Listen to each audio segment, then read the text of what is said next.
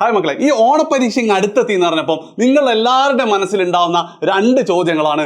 ഒന്ന്, ഓണപ്പരീക്ഷയ്ക്ക് ഏതൊക്കെ ചാപ്റ്റർ എന്നാണ് ക്വസ്റ്റ്യൻ ചോദിക്കുക. ആൻഡ് രണ്ടാമതായിട്ട് ഇതിൽ ഏറ്റവും കൂടുതൽ ചോദ്യം ചോദിക്കുന്നത് ഏത് ചാപ്റ്റർ നിന്നാണ്, ഏറ്റവും കൂടുതൽ മാർക്ക് ഏത് ചാപ്റ്റർ നിന്നാണ് അല്ലേ?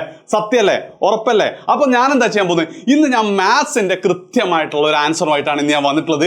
ആൻഡ് നിങ്ങൾ ഇതുവരെ ഈ ചാനൽ സബ്സ്ക്രൈബ് ചെയ്തിട്ടില്ലെങ്കിൽ ഇപ്പം തന്നെ ചാനൽ സബ്സ്ക്രൈബ് ചെയ്യുക. നിങ്ങൾക്ക് SSLCക്ക് ആവശ്യമുള്ള എല്ലാ കാര്യങ്ങളും ഈ ചാനലിൽ കിട്ടുന്നതായിരിക്കും. ഒരിക്കലും നിങ്ങൾക്ക് നഷ്ടാവില്ല.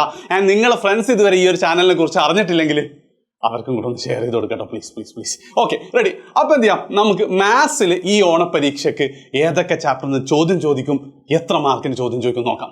അപ്പം ഇതിൽ ഒരു സത്യം എന്താണെന്ന് വെച്ചാൽ, ഒഫീഷ്യലി എന്തില്ല, വിദ്യാഭ്യാസ വകുപ്പ് ഇങ്ങനത്തെ ഒരു സാധനം പറഞ്ഞില്ല, എത്ര ചാപ്റ്ററിന് ചോദ്യം ചോദിക്കുന്നോ അല്ലെങ്കിൽ ഓരോ ചാപ്റ്ററിന് എത്ര മാർക്കാന്നൊന്നും പറയുന്നില്ല.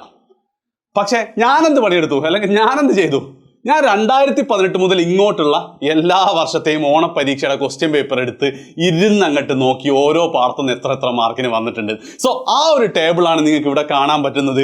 2018, 2019, 2020, 21 ഇല്ല, 22 ഉള്ളൂ. അതെന്തുകൊണ്ടാ?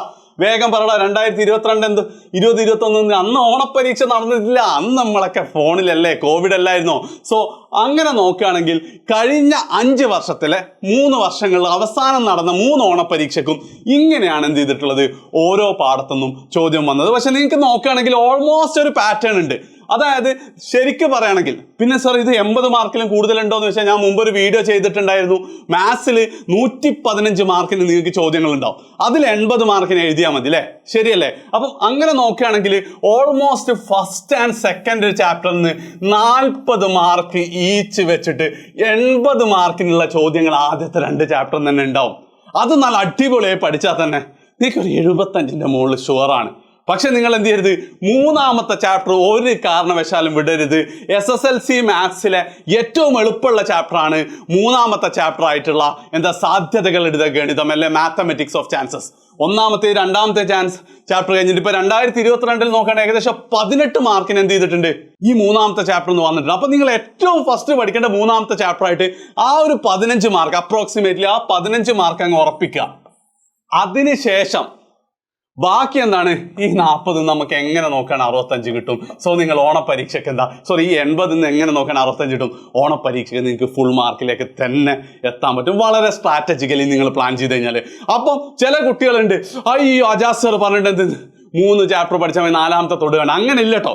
അതായത് നിങ്ങൾ മനസ്സിലാക്കേണ്ടത്, 4ാമത്തെ ചാപ്റ്റർ എന്തായാലും നിങ്ങൾ SSLC ഫൈനൽ എക്സാമിന് പഠിക്കേണ്ടി വരും. ആ ചാപ്റ്ററിന് 5 മാർക്കിന് ചോദ്യം ചോദിക്കും. അപ്പൊ ഇപ്പൊ തന്നെ അത് മര്യാദയ്ക്ക് പഠിച്ചു കഴിഞ്ഞാൽ പിന്നെ അന്നേരം അത് അത്ര ലോഡ് ഉണ്ടാവില്ലല്ലോ. അപ്പം ഞാൻ പറയുന്നത് എന്താ വെച്ചാല്, നിങ്ങൾ ഫുള്ള് പഠിച്ചു കഴിഞ്ഞ ആൾക്കാരാണെങ്കിൽ ഇതൊന്നും നോക്കണ്ട, ആദ്യത്തെ 4 ചാപ്റ്റർ നിങ്ങൾ നോക്കുക. കാരണം 4ാമത്തെ ചാപ്റ്ററിന് കഴിഞ്ഞ വർഷം വളരെ ഒരൊറ്റ ചോദ്യം ഞാൻ വന്നിട്ടുള്ളൂ, 1ഓ 2ഓ ചോദ്യങ്ങളെ കഴിഞ്ഞ വർഷം വന്നിട്ടുണ്ടായിരുന്നുള്ളൂ.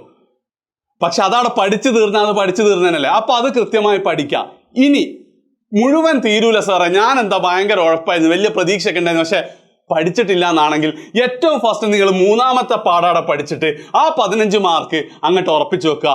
പിന്നെ 1ാമത്തെ 2ാമത്തെ 4ാമത്തെ എന്ത് ചെയ്യണ്ട, ഇപ്പൊ തുടരണ്ട, നമുക്ക് എന്ത് ചെയ്യാം, പിന്നെ പഠിക്കാം.